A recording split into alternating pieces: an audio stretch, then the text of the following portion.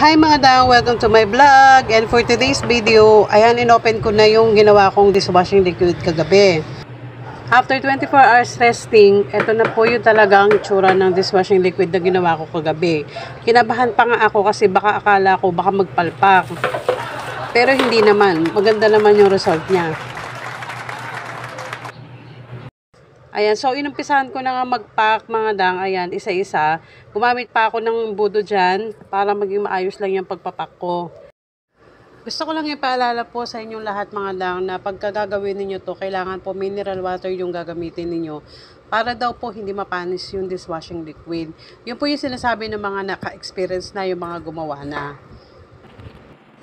At naglagay na rin ako ng bottle cap isa-isa.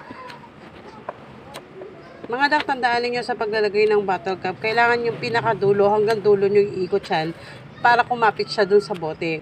At para maiwasan na rin yung paglilik ng dishwashing liquid.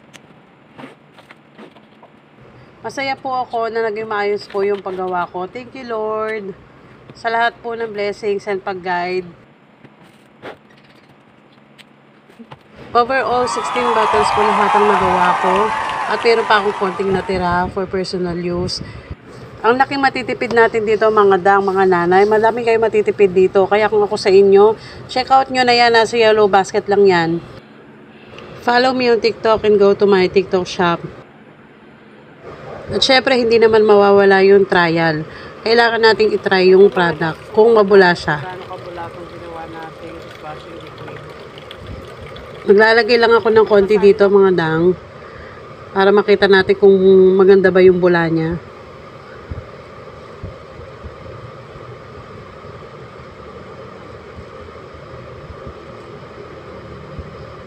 Ayan, nakita nyo naman mga dang. Ayan. So if you like this video, just follow for more. And thanks for watching. Thank you mga dang. God bless everyone.